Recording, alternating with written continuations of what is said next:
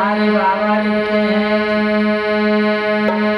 जब तलक है जिंदगी फुर्सत नहीं है काम से, सपने ऐसा निकालो प्रेम कर लो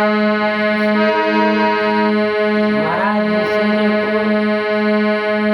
केवल एक ही बात, अरे महाराज काम है, काम है, बहुत जरूरी काम है।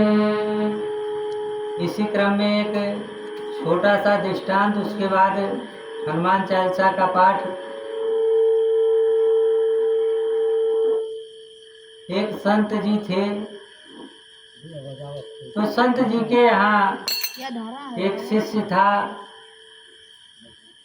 जो निरंतर उनकी सेवा में लगा रहता था। एक बार वो 2 दिन नहीं आया, 2 दिन बाद आश्रम में गया तो संत जी ने पूछा कि भैया कहाँ थे, तो उसने कहा कि महाराज मेरी सगाई हो गई। तो संत जी ने कहा अब तुम हमसे गए।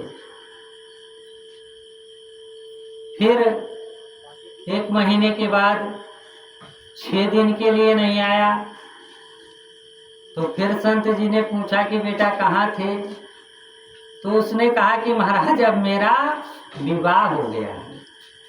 तो कहा अब माता पिता से गए। फिर 1 साल के बाद 4 दिन के लिए नहीं आया, तो जब फिर आश्रम पे गया तो संत जी ने पूछा भैया कहाँ थे, तो उसने कहा कि महाराज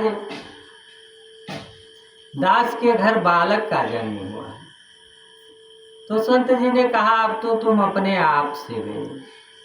अब ये तीनों बातें उसको बहुत असमंजस की लगी। तो उसने एक दिन संत जी से कहा कि महाराज संसार में लोग एक दूसरे को बहुत प्रेम करते हैं, अब आप ये क्या कह रहे हैं, आश्रय में समझ नहीं पाया, मुझको बतलाइए। तो संत जी ने कहा है भैया आपको जो मैंने प्राणायाम क्रिया सिखाई है श्वासा चढ़ा लेने की,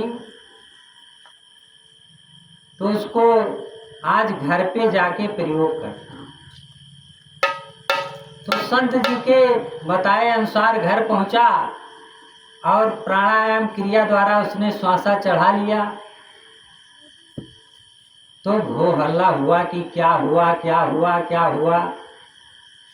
और भैया जब कुछ नहीं सूझा तो ऐसे मौके पर ही संत याद आते हैं, कहा गुरु जी को बुलाया जाए।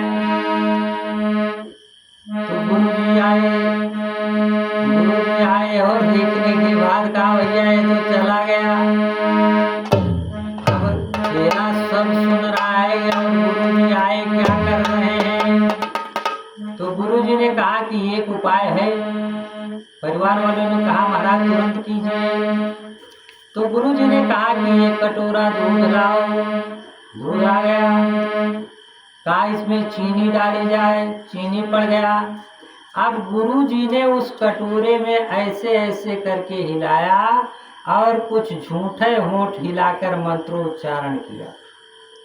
कहा भैया अब ये तभी ठीक होगा या तभी बच पाएगा कि जो इस दूध को पी लेगा वो मर जाएगा और ये उठ के जीवित हो जाएगा।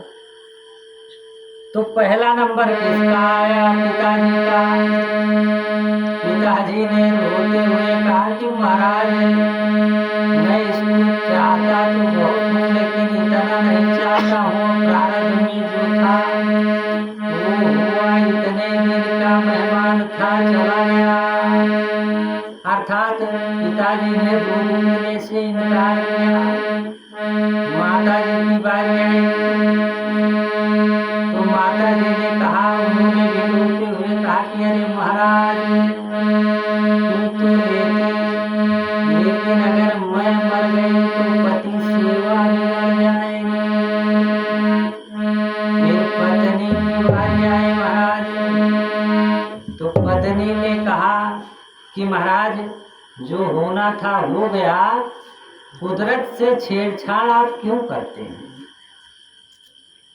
अरे मेरे पास एक बेटा है, मैं अपने मायके चली जाऊंगी। तो जब क्रमशः तीनों परिवार ने इनकार कर दिया महाराज,